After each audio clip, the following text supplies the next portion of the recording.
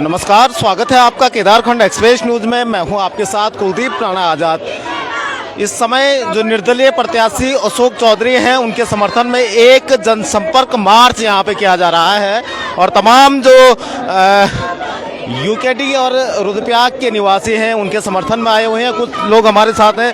Sir, पहले बहुत स्वागत है। अशोक चौधरी जी के समर्थन में आप आए हैं, किस तरह से रिस्पॉन्स मिल रहा है? बिल्कुल, बहुत बहुत धन्यवाद आपका। और रिस्पॉन्स बहुत बढ़िया है जिस तरीके से आप देख रहे हैं, और हो भी क्यों नहीं, क्योंकि रुद्रप्रयाग के जो जनता है वो बदलाव चाहती है। और पीछे से अशोक चौधरी का जो पृष्ठभूमि है रुद्रप्रयाग के लिए, उनका जो संघर्ष है, उन्होंने इस बचपन से इस रुद्रप्रयाग को देखा है और उनके मन में है कि कैसा हमारा शहर हो, किस तरीके की हमारी जो नगर पंचायतें हैं वो रहें। तो वो एक मजबूती के साथ और हर आदमी के, हर तबके के दुख सुख में साथ है वो। यकीनन इस बार रुद्रप्रयाग की जनता अध्यक्ष पद पर अशोक चौधरी जी को ही चुन रही है। भाजपा कांग्रेस जैसे बड़े दल हैं उनके सामने, क्योंकि संगठनीय क्षमता भी उनके पास ज़्यादा है और धनबल में भी कहेंगे कि वो कहीं ना कहीं बहुत आगे इनसे हैं। और चुनाव में हमने देखा है, पिछले कहीं चुनाव हमने कवर किए हैं, आखिरी वक्त में धनबल बड़ा काम आता है, बहुत सारे वोटर परिवर्तन हो जाते हैं। किस तरह से लड़ी जा रही लड़ाई?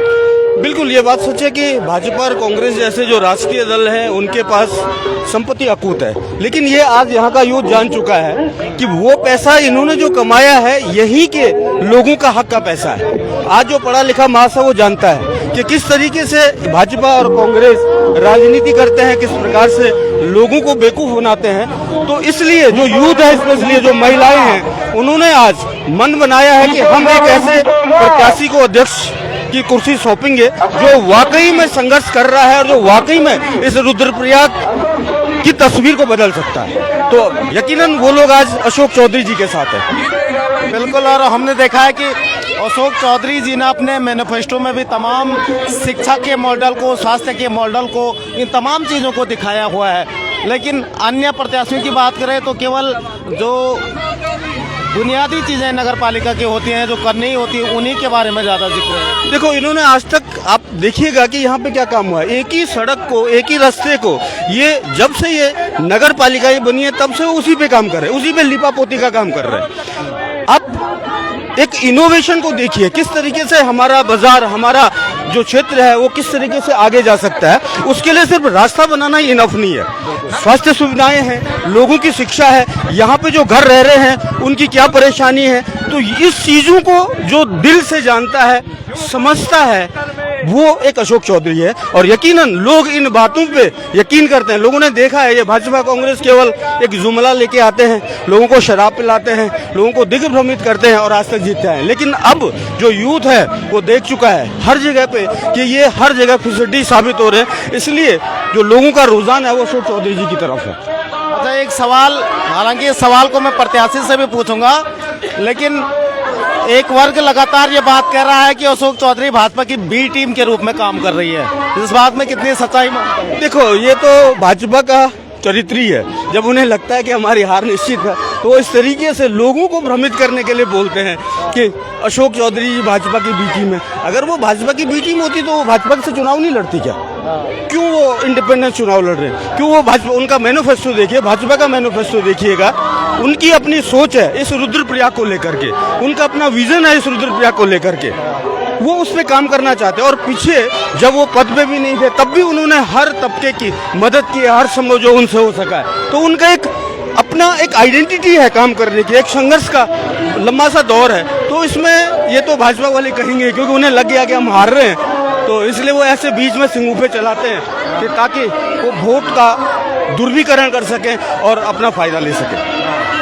अच्छा, अगर जनता की बात करें, क्योंकि चारों प्रत्याशी इस समय एड़ी चोटी का जोर लगाए हुए हैं, और जैसे मैंने पहला भी कहा कि लास्ट में जो है धनबल बड़ा काम आता है वोटरों को लुभाने के लिए, रुझाने के लिए।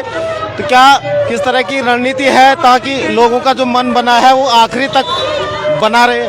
देखो, हमारी जनता से भी अपील है और हमारा क्लियर स्टैंड है। यदि आज हम शराब में और कुछ पैसों में या कुछ बोटी में बिक जाते हैं तो फिर हम अपने रुद्रप्रयाग को वैसे ही पाएंगे जैसा ये था। अगर हमें वाकई विकास चाहिए, अगर अपने रुद्रप्रयाग को हमने एक मॉडल बनाना है तो हमें इनोवेशन करना पड़ेगा। हमें ऐसे व्यक्ति को ही चुनना पड़ेगा जिसकी सोच है विकास की, जो छोटी छोटी चीज़ों को, जिससे हमारा शहर अच्छा बनता है, हमारी नगर पंचायतें पालिकाएं अच्छी बनती हैं, जब वो उन पे काम करेंगे तो लोग आज अगर काम को वोट देंगे तो यकीनन मुझे विश्वास है जो पढ़ा लिखा मास है उसको खाने से मतलब नहीं है, उसको पीने से भी मतलब नहीं है, उसे विकास से मतलब है कि हमारा नगर कैसे बने, और इसी पे लोग वोट करेंगे मुझे विश्वास है। क्योंकि जो पढ़ा लिखा मतदाता है, हालांकि भाजपा करेगी वो पैसे हर चुनाव में, जैसे या कांग्रेस जैसे हर चुनाव में इनका अपना एक मैनिफेस्टो ही मैं बोलूँगा उसको कि ये लास्ट में अपना धनबल का प्रयोग जरूर करते हैं, लेकिन लोग ऐसे बहकावे में अब नहीं आने वाले हैं। लोग आज टेक्नोलॉजी का ज़माना है, इंटरनेट का ज़माना है, आज लोग हाईटेक हो चुके हैं, ये चीज़ें अब उनकी चलेगी नहीं, और इसीलिए वो बहुत सारे सिंगों पे छोड़ेंगे और छोड़ भी रहे हैं। अच्छा, ये अशोक चौधरी के समर्थन में ये लोग यहाँ पे आए हुए हैं, बहुत सारे लोग और हमारे साथ हैं। सर पहले बहुत स्वागत है। थैंक यू, धन्यवाद। समर्थन मिल पा रहा है? हम लोग अभी सुबह आए हैं, जनता को देख रुख से लग रहा है कि हमारे जो प्रत्याशी हैं अशोक चौधरी जी बिल्कुल आगे, सबसे आगे चल रहे हैं, और हमें पूर्ण विश्वास है कि हमारा प्रत्याशी इस समय रुद्रप्रयाग नगर पालिका में विजयी होगा। और जिस प्रकार से दुर्ग बनने के बाद लगातार भारतीय जनता पार्टी कांग्रेस के यहाँ पर अध्यक्ष रहे हैं और विकास दूर दूर तक कहीं दिखाई नहीं दिया है, और निश्चित रूप से मैं कह सकता हूँ इस समय जितने भी प्रत्याशी नगर पालिका रुद्रप्रयाग में है, अगर कोई योग्य व्यक्ति है वो अशोक चौधरी है। हम अशोक चौधरी जी के माध्यम से ये सभी कैंडिडेटों को एक चुनौती दे रही कि आप डिबेट के लिए एक मंच बनाएं और डिबेट हो जाए नगर पालिका रुद्रप्रयाग के संबंध में, किस प्रकार से हमारा रोड मैप विकास का होगा, हम क्या क्या हमारी मुख्य जो हमारी प्राथमिकताएं वो क्या होंगी। आप देख रहे हैं कि इस इतने सालों में आज भी हमारे रुद्रप्रयाग में पार्किंग की बहुत समस्याएं हैं। जो पार्किंग आपने बनी वो बनते बनते गिर गई। ये का कारण क्या है? भ्रष्टाचार। ये लोग भ्रष्टाचार की जननी हैं, ये और कुछ नहीं करते हैं भ्रष्टाचार के सिवाय।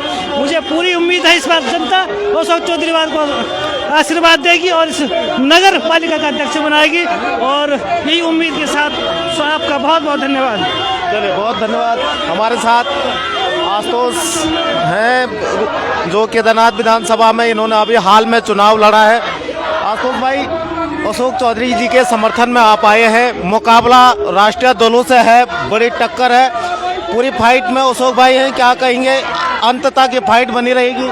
पहले तो केदारखंड एक्सप्रेस के आप और अपना जिला रुद्रप्रयाग के सभी दर्शकों को हार्दिक अभिनंदन और धन्यवाद। मैं ये कहना चाहूँगा, ये राष्ट्रीय पार्टियों का जो ये तूल एंड ताड़ है ये ग्राउंड लेवल पे भी देखा जा रहा है। इसीलिए हमारे जो ये शहर थे, हमारे छोटे छोटे बाजार हुआ करते थे, हम गढ़वाली, हम पहाड़ियों के औद्योगिक विकास के लिए बनाए गए थे, परंतु ये चुनाव ऐसे हो गया कि ये राष्ट्रीयता के चक्कर में यहाँ भी ये दारू, मांस, मीट, जिन चीज़ों से हम परहेज करते थे वो चीज़ आज यहाँ तक आ चुकी है चुनाव में। और ये चुनाव तो इतने स्तर, छोटे स्तर पे हैं कि ये तो अपने लोगों को, जो इन नगरों में पैदा हुआ है, जिसने इन नगरों को देखा है, वही इनकी समस्याएं ठीक कर सकता है। ये चुनाव तो राष्ट्रीय और क्षेत्रीय चुनाव की जगह पे स्थानीय चुनाव होना चाहिए था, परंतु इन दोनों पार्टियों ने इतना मजाक जनता के साथ करते जा रहे हैं कि ये चुनाव ही अलग रूप ले रहा है। आज की डेट में देखो कितना पैसा, कितना ये सब धन, मन और समय का कितना बर्बादी कर रहे हैं, जबकि रुद्रप्रयाग हमारी एक जिला मुख्यालय है, परंतु यहाँ पे ऐसे ऐसे कर्मकांड देखे जा रहे हैं कि ये तो आने वाले समय के लिए एक आम आदमी को ये बहुत दिक्कत में डालेंगे, चाहे चुनाव लड़ने वाले प्रत्याशी को हो, चाहे आम जनता को हो। यहाँ हमें क्या चाहिए? चलने के लिए जगह चाहिए, भारी लोगों के लिए, रोग के लिए कोई व्यवस्थाएं चाहिए, हमारे बच्चों को खेल के ग्राउंड चाहिए, हमारे बच्चों का माहौल बनाने के लिए समय चाहिए, परंतु ये नहीं हो रहा है। धन्यवाद। अशोक चौधरी प्रत्याशी हमारे साथ हैं। सर, पहले तो बहुत स्वागत है। आज जन समर्थन रैली बोले या फिर मार्च बोले? ये मैंने जनसंपर्क मार्च है, क्योंकि रैलियां मैं करता नहीं हूँ। रैली करना मतलब शोर करना है, और रैली में आप अपने मुद्दे बता नहीं सकते। जब आपके पास मुद्दे नहीं होते हैं तो आप रैली करते हैं। तो मेरा जनसंपर्क अभियान है तो बस मैं इसको इस रूप में ले रहा हूँ क्योंकि मैं प्रचार बहुत कर चुका हूँ और अंतिम दौर का प्रचार ये है, तो आज लोग स्वतः मेरे साथ आए। दोनों राष्ट्रीय पार्टियों से सीधा आपका मुकाबला है और क्योंकि मैं पहले भी ये सवाल पूछ चुका हूँ कि लास्ट में धनबल का बड़ा प्रयोग किया जाता है। क्या जो मतदाता आपके साथ मन बना चुके हैं उनका मन अंतिम क्षण तक बना रहेगा? मैं आपसे कह रहा हूँ मतदाता का मन बन चुका है। वो परसेप्शन जो एक बार बनता है उसे कोई खत्म नहीं कर सकता। अब मेरे मतदाता बिना पैसे के मेरे साथ आए, आपको पता है निर्दलीय के साथ चलने के लिए कोई तैयार नहीं है। इतना डर और इतना भय उसके मन में डाला हुआ है, उसके बावजूद भी ये भीड़ देख रहे हैं ना आप, ये लगी हुई है। और एक इसमें बाहर का नहीं है, इसमें जितने हैं सब मतदाता हैं, सारे मतदाता हैं और ये मेरे साथ आए। इसमें कोई किराया का लाया हुआ आदमी नहीं है, इसमें नहीं है कोई रतुड़ा का, इसमें नहीं है कोई पोगरी का, इसमें नहीं है कोई चोपता का, इसमें नहीं है कोई तिलवाड़ा का। इसमें रुद्रप्रयाग की बस्ती के लोग हैं और सब मतदाता हैं, तो अपने स्वतः स्फूर्ति आ रहे हैं मेरे साथ।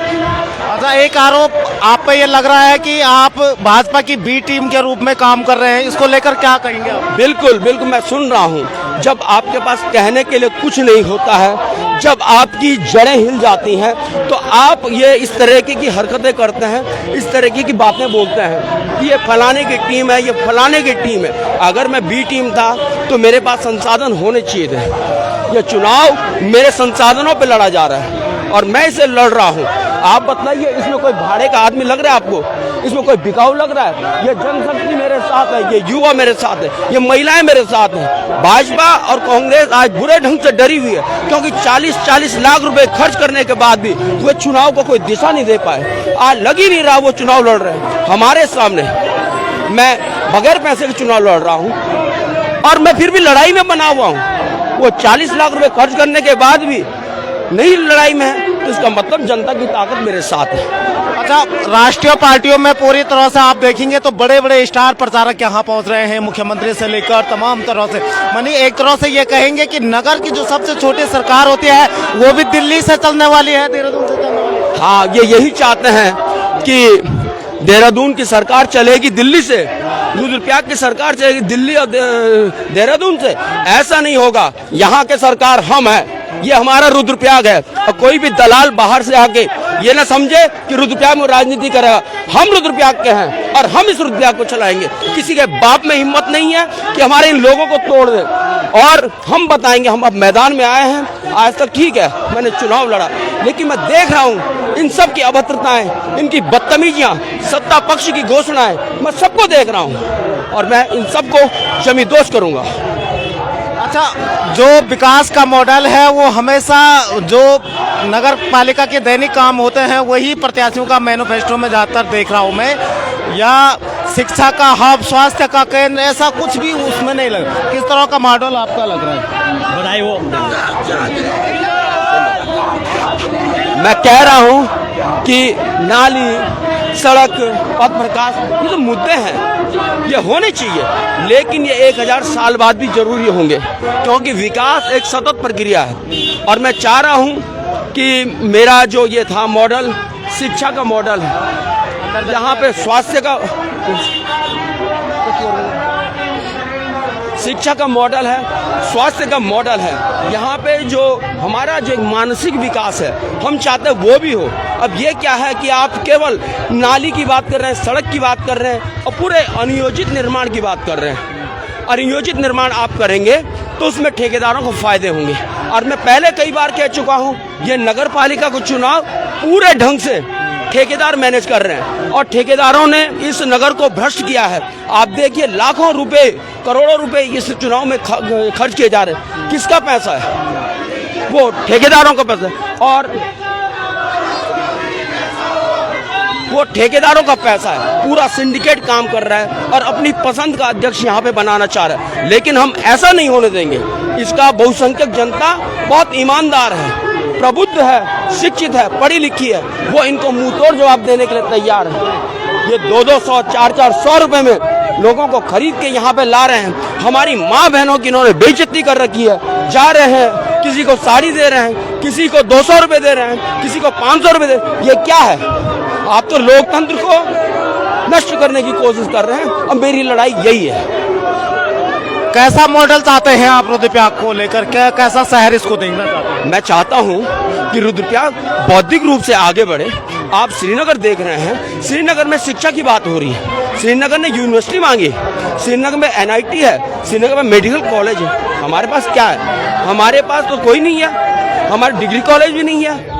हम तो केवल चुनावी दौड़ में शामिल हैं। और यहाँ पे नर्सिंग स्कूल बनना था, शायद वो बनने लगा है, लेकिन यहाँ का जो छितरा हुआ विकास है, मैं उसके लिए बहुत गुस्सा हूँ।